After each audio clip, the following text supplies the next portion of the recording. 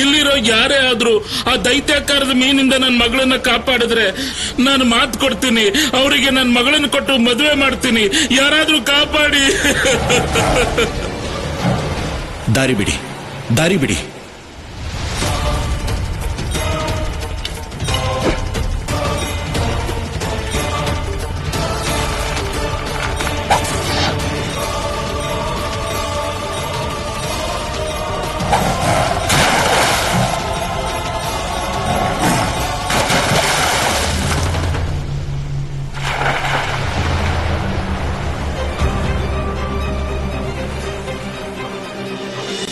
ನಿನಗೆ ತುಂಬಾ ತುಂಬಾ ಧನ್ಯವಾದಗಳು ಯುವಕ.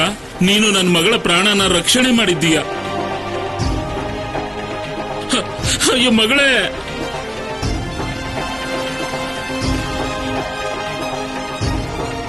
ನೀನ್ ಆರಾಮಾಗಿದೆಯಾ ತಾನೆ? ಬಾಮ್ಮ.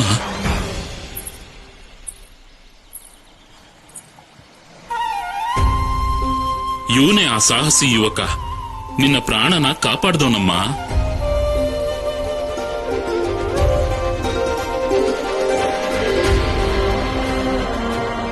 ನೋಡಪ್ಪ ಸಾಹಸಿ ಯುವಕ, ನೀನು ನನ್ನ ಮಗಳ ಪ್ರಾಣನ ಉಳಿಸಿ ಈ ಮುದುಕನಿಗೆ ಬಹಳ ದೊಡ್ಡ ಉಪಕಾರ ಮಾಡಿದೀಯ. ನಾನು ಮಾತು ಕೊಟ್ಟ ಹಾಗೆ ನಿನ್ನ ಮದುವೆನ ನನ್ನ ಮಗಳ ಜೊತೆನೆ ಮಾಡಿಸ್ತೀನಿ.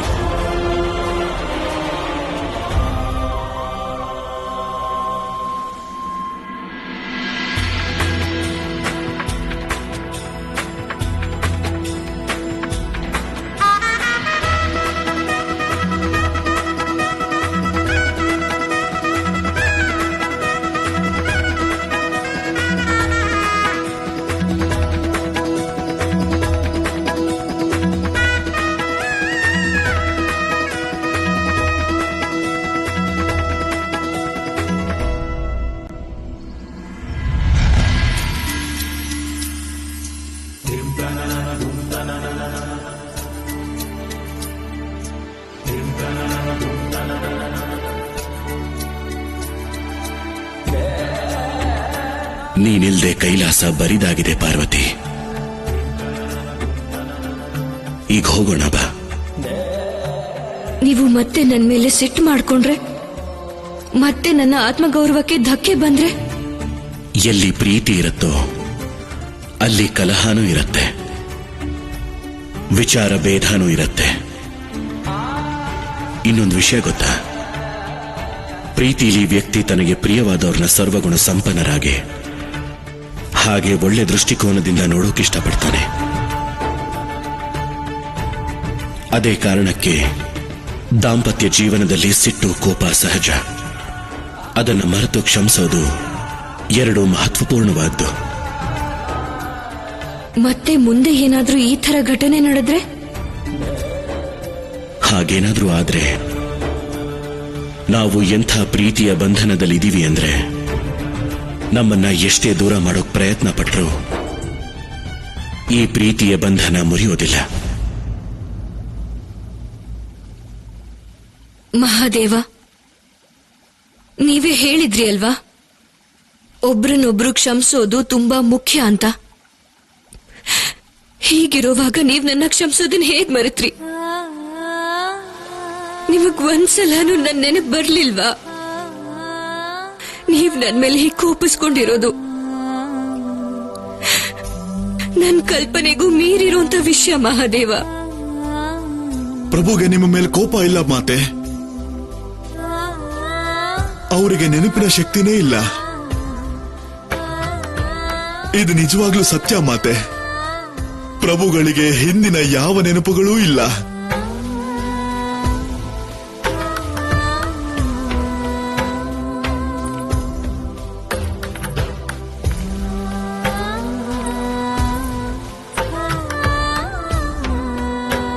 ಈಗೇನಾಗ್ತಿದ್ಯೋ ಅದು ನಿಮ್ಮ ಇಚ್ಛೆಯಿಂದಾನೇ ಆಗ್ತಿದೆ.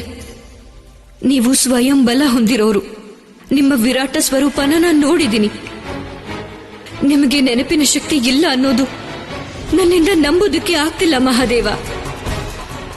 ನೀವೇ ಬಂದು ಅದನ್ನ ನಿರೂಪಿಸಬೇಕು.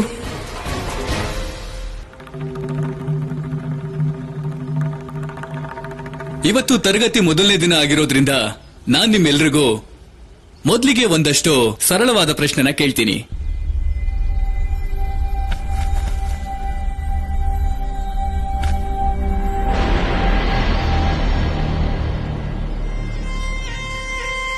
ಇದೇನು ಆಚಾರ್ಯ ವಿದ್ಯಾಧರ, ಏನಾಯ್ತು ಉಪಕುಲಪತಿಗಳೇ? ಗುರುಕುಲದ ನಿಯಮಗಳು ಮರ್ತೋಯ್ತಾ ನಿಮ್ಗೆ? ಇಲ್ವಲ್ಲ. ಮತ್ತೆ ಎಲ್ಲ ಮಕ್ಕಳು ಒಟ್ಟಿಗೆ ಯಾಕೆ ಕೂತಿದ್ದಾರೆ? ಶಿಕ್ಷಣ ಪಡ್ಕೊಳ್ಳೋದಿಕ್ಕೆ. ಆದರೆ ಹೊಸ ನಿಯಮದ ಪ್ರಕಾರ ಇದು ಅನುಚಿತ. ಮಕ್ಕಳಲ್ಲಿ ವರ್ಗೀಕರಣ ಮಾಡಿದೀವಿ. ಬಡ ಮಕ್ಕಳನ್ನ ಶ್ರೀಮಂತ ಮಕ್ಕಳಿಂದ ದೂರ ಕೂರಿಸಬೇಕು ಅನ್ನೋ ನಿಯಮವನ್ನು ಮಾಡಿದೀವಿ ನಾವೀಗ. ಹಾಗೆ ನಾನು ನೀವು ಇಲ್ಲಿಗೆ ಬರೋದಕ್ಕೂ ಮೊದಲು ಈ ನಿಯಮದ ಬಗ್ಗೆ ನಿಮಗೆ ಹೇಳಿದ್ದೆ ಕೂಡ. ಆದ್ರೂ ನೀವು ಮೊದಲಿಂದ ಏನಾಗ್ತಿತ್ತೋ ಅದನ್ನೇ ಮಾಡಿದಿರಲ್ಲ.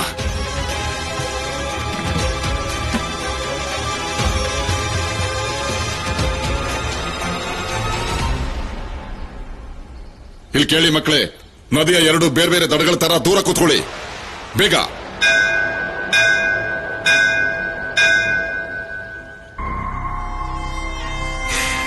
ಭೋಜನದ ಸಮಯ ಆಯಿತು. ಯಾವ ವಿದ್ಯಾರ್ಥಿ ಇಲ್ಲಿವರೆಗೆ ಗುರುಕುಲದ ಕಾರ್ಯಾಲಯದಲ್ಲಿ ಶುಲ್ಕ ಪಾವತಿ ಮಾಡಿಲ್ವೋ ಅವರು ಭೋಜನ ಆದ್ಮೇಲೆ ಗುರುಕುಲದ ಪರಿಸರದಲ್ಲಿ ಕಾಣಿಸ್ಕೋಬಾರದು. ನಿಯಮ ನಿಯಮನೇ, ನಿಯಮ ಪಾಲಿಸೋದೇ ಧರ್ಮ.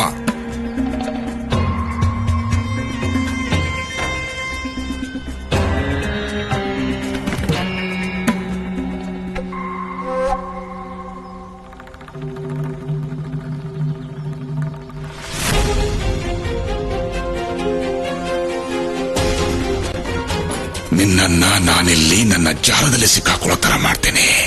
ಅಲ್ಲಿ ಅಸುರ ರಾಜ ಅಂಧಕನ ಜಾಲದಲ್ಲಿ ಪಾರ್ವತಿ ಸಿಕ್ಕಾಕೋತಾಳೆ. ಅಸುರ ರಾಜ ಅಂಧಕನಿಗೆ, ಅಸುರ ರಾಜ ಅಂಧಕನಿಗೆ, ಅಸುರ ರಾಜ ಅಂಧಕನಿಗೆ, ಅಸುರ ರಾಜ ಅಂಧಕನಿಗೆ, ಅಸುರ ರಾಜ ಅಂಧಕನಿಗೆ, ಅಸುರ ರಾಜ ಅಂಧಕನಿಗೆ. ಪಾರ್ವತಿ, ಇನ್ನೇನ್ ಕೆಲವೇ ಕ್ಷಣ ಅಂಧಕಾರಕ್ಕೆ ಅಧಿಪತಿಯಾದ ಅಸುರ ರಾಜ ಅಂಧಕ ನಿನ್ ಹತ್ರ ಬರ್ತಾ ಇದ್ದಾನೆ. ನಿನ್ ಕೈಲಾಸ ನನ್ ಕೈವಶ ಆಗುತ್ತೆ. ಅಸುರ ರಾಜ ಅಂಧಕನಿಗೆ, ಅಸುರ ರಾಜ ಅಂಧಕನಿಗೆ, ಅಸುರ ರಾಜ ಅಂಧಕನಿಗೆ.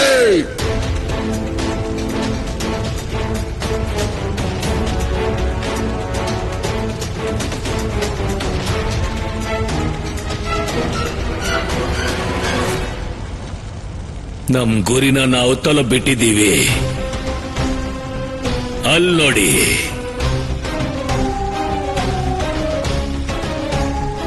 ಬನ್ನಿ ಹೋಗೋಣ.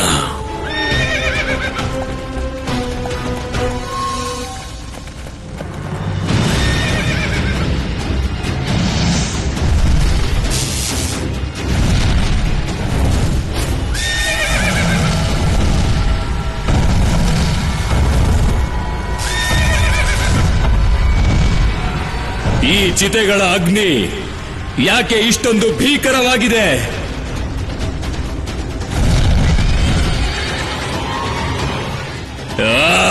ಸೈನಿಕರೇ, ಮುಂದೆ ನುಗ್ಗಿ!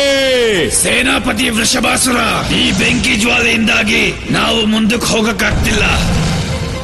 ನಾವು ಸ್ವಲ್ಪ ಹಿಂದಕ್ಕೆ ಬಂದು ಬೆಂಕಿ ಆರೋವರೆಗೂ ಕಾಯ್ದು ಒಳ್ಳೆದು ಸೇನಾಪತಿಗಳೇ. ಅಸಂಭವ, ಸಾಧ್ಯನೇ ಇಲ್ಲ.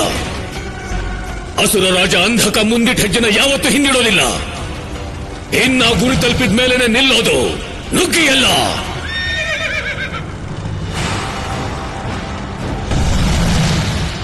ಅವಶ್ಯವಾಗಿ ಇದು ಯಾರದೋ ಉಪಾಯ. ಯಾರು ಸಿಕ್ಕಾಕೊಳಕ್ ಬಯಸ್ತಾ ಇರೋದು ಈ ಅಂಧಕನ ಕೋಪದ ಬೆಂಕಿಗೆ? ಯಾರದು?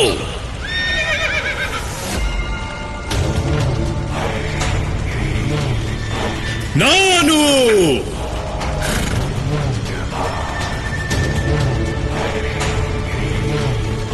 ನಿನ್ನ ಸೈನ್ಯನ ಕರ್ಕೊಂಡು ಕೈಲಾಸದ ಕಡೆ ಹೊರಟಿದೀಯಾ? ಯಾರ್ ನೀನು?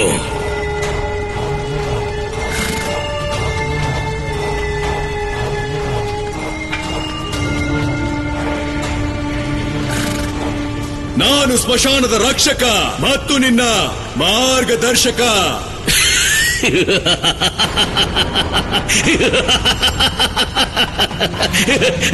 ನನ್ ಮಾರ್ಗನ ನಾನೇ ಸ್ವತಃ ಹುಡ್ಕೋತೀನಿ. ನನ್ನನ್ನ ಬಿಟ್ಟು ಕೈಲಾಸಕ್ಕೆ ಅದ್ ಹೇಗ್ ಹೋಗ್ತೀಯ?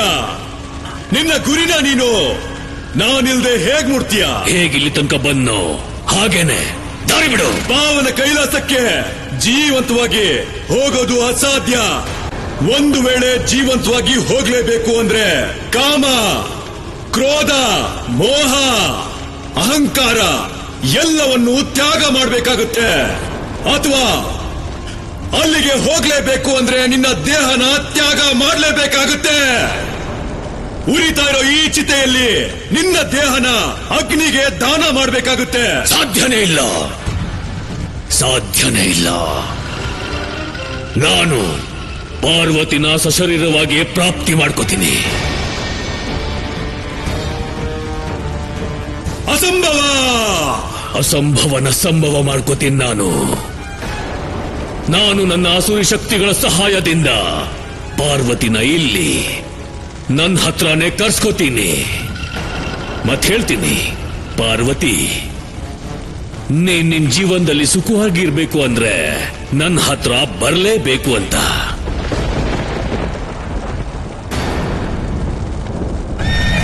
ನಿಂತ್ಕೋ! ಮಹಾದೇವ, ಮಾತೆ ಪಾರ್ವತಿ ಮೇಲಾಣೆ, ನೀನು ಇಲ್ಲಿಂದ ಒಂದು ಹೆಜ್ಜೆ ಮುಂದೆ ಇಡೋದಕ್ಕೂ ಸಾಧ್ಯ ಇಲ್ಲ.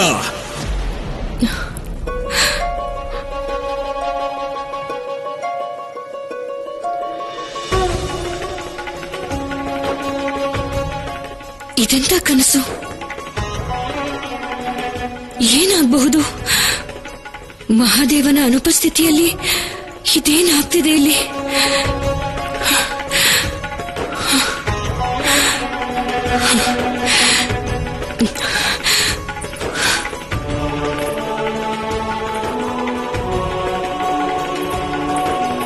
ಮಾತೆ, ಏನಾಯ್ತು ನಂದಿ? ನಿಮ್ಮ ಅನ್ನಪೂರ್ಣೆಯ ಸ್ವರೂಪದಿಂದ ಇಡೀ ಕೈಲಾಸದಲ್ಲಿ ಭೋಜನದ ವ್ಯವಸ್ಥೆ ಆಗತ್ತೆ. ಕೈಲಾಸವಾಸಿಗಳು ಅವರಾಗೇ ಬರ್ತಾ ಇದ್ದಾರೆ. ಆದ್ರೆ ಇವತ್ತು ಆ ಮಹಾ ಸ್ಮಶಾನದ ರಕ್ಷಕ ಬಂದಿಲ್ಲ ಮಾತೆ.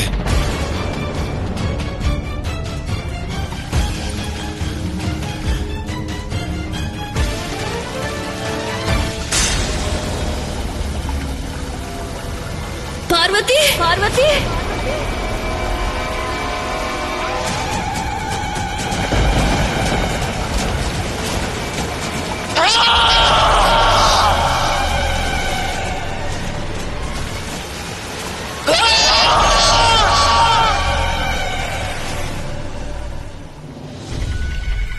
ಮೊದಲಿಗೆ ಆ ಕನಸು, ಈಗ ನನ್ನ ಕಾಳಿ ರೂಪ. ಈ ರೂಪಕ್ಕೆ ಏನ್ ಕಾರಣ ಇರಬಹುದು? ಅದು ಸಂಹಾರದ ರೂಪ. ಮಾತೆ, ಪ್ರಭುಗಳು ಇಲ್ಲದೆ ಇದ್ದಾಗ ಈ ಕಾಳಿ ರೂಪ ಯಾಕೆ? ಪ್ರಭು ಬಾಲರೂಪದಲ್ಲಿ ಪೂರ್ತಿಯಾಗಿ ತಲ್ಲೀನರಾಗಿದ್ದಾರೆ. ಈಗ ನೀವು ಕಾಳಿ ರೂಪ ಧಾರಣೆ ಮಾಡಿದ್ರೆ ನಿಮ್ಗೆ ಸಂಹಾರ ಮಾಡೋದನ್ನ ಬಿಟ್ರೆ ಬೇರೆ ಏನೂ ನೆನಪಿರೋದಿಲ್ಲ ಮಾತೆ.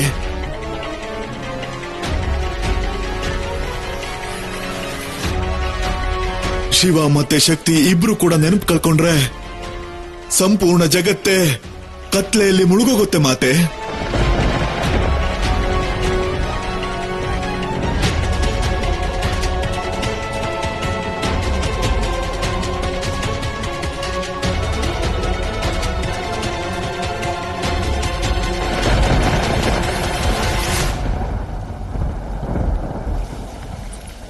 ಶಾಂತನಾಗು ನಂದಿ.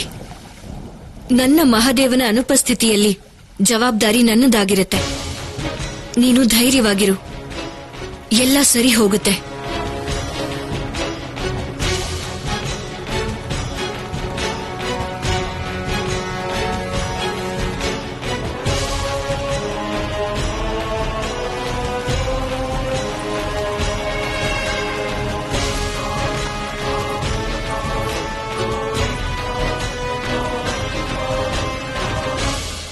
ನನ್ನ ಕಾಳಿ ರೂಪದಿಂದ ಏನಾಗಬೇಕಾಗಿದೆ? ಈ ವಿಚಿತ್ರಕ್ಕೆ ಕಾರಣ ಏನಿರಬಹುದು? ಮಹಾದೇವ, ನಿಮ್ಮ ಅನುಪಸ್ಥಿತಿಯಲ್ಲಿ ಕಾಳಿ ಯಾಕೆ ಪ್ರತ್ಯಕ್ಷಳಾಗಬೇಕು? ಹಾಗೇನಾದ್ರೂ ಆಗೋದ್ರೆ ಆ ಗಾಳಿ ಸ್ವರೂಪನ ಶಾಂತ ಮಾಡೋರು ಯಾರು?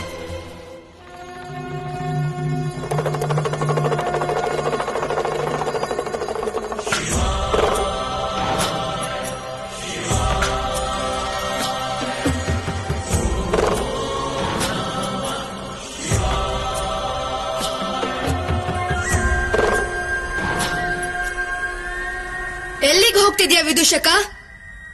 ಊಟ ಮಾಡೋದಿಕ್ಕೆ. ಹಾಗಿದ್ರೆ ಅಲ್ಲಿಗೆ ಹೋಗು, ಸಾಮಾನ್ಯರ ಊಟದ ಸಾಲಿಗೆ. ಇದು ನಮ್ಮಂತ ವಿಶೇಷ ಮಕ್ಕಳಿಗೆ ವಿಶೇಷ ಊಟದ ಸಾಲು. ಆದ್ರೆ ಊಟ ಮಾಡೋಕಿರೋದು ಒಂದೇ ಧರ್ಮ ಅಲ್ವಾ? ಹಸುವು ನೀಗ್ಸೋದು. ಅದು ಬಡವನೇ ಇರ್ಲಿ ಅಥವಾ ಶ್ರೀಮಂತನೇ ಇರ್ಲಿ, ಈ ಭೇದ ಭಾವನೆ ಊಟಕ್ಕೆ ಅವಮಾನ ಮಾಡೋದು ಗೆಳೆಯ. ಉಪದೇಶ ಬೇಡ ಮಹಾನಾಯಕರೇ, ಇಲ್ಲಿಂದ ಹೋಗಿ ಮತ್ತೆ ನಮ್ಗೆ ಊಟ ಮಾಡಕ್ ಬಿಡು.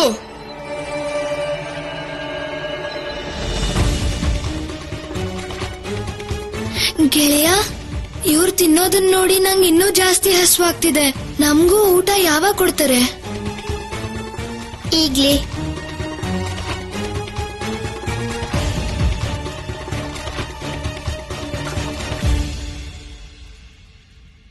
ನಮಗೂ ಊಟ ಹಾಕಿ. ಅಯ್ಯೋ, ಏನಿದಿಲ್ಲ. ನಾವು ನಿಮ್ಗೆ ಈ ಊಟ ಬಡ್ಸಕ್ಕಾಗಲ್ಲ. ಯಾಕೆಂದ್ರೆ ಈ ಊಟ ಕೇವಲ ಊಟ ಅಷ್ಟೇ, ಅದು ಎಲ್ಲರ ಹೊಟ್ಟೆನೂ ತುಂಬಿಸುತ್ತೆ. ಊಟಕ್ಕೆ ಯಾವುದೇ ಜಾತಿ ಮತ್ತೆ ಬಣ್ಣ ಇರೋದಿಲ್ಲ. ಇವನ್ ಯಾರು ದೊಡ್ಡ ರಾಜಕಾರಣಿ ತರ ಮಾತಾಡ್ತಿದ್ದಾನಲ್ಲ, ಇವನಿಗೆ ಹೊಸ ನಿಯಮಗಳ ಬಗ್ಗೆ ಗೊತ್ತಿಲ್ಲ ಅಂತ ಕಾಣುತ್ತೆ. ಗುರುಗಳೇ ಗುರುಗಳೇ, ಎಲ್ಲ ಅನರ್ಥ ಆಗೋಯ್ತು ಗುರುಗಳೇ, ಎಲ್ಲ ಅನರ್ಥ ಆಗೋಯ್ತು ಗುರುಗಳೇ. ಕಿರ್ಚಾಡಿ ನನ್ನ ಶಾಂತಿ ಮತ್ತೆ ಆತ್ಮ ಸಂತೋಷನ ಭಂಗ ಮಾಡಬೇಡೋ.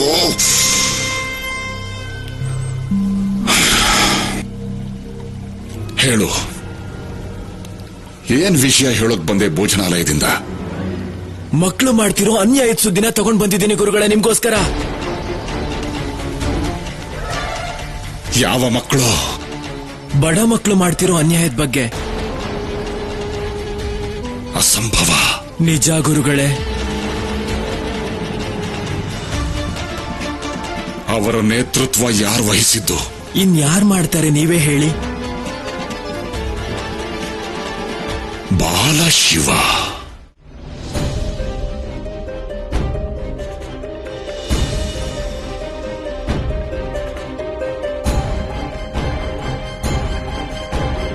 ಏನಾಗ್ತಿದೆ ಇಲ್ಲಿ? ಏನಾಗ್ತಿದೆ?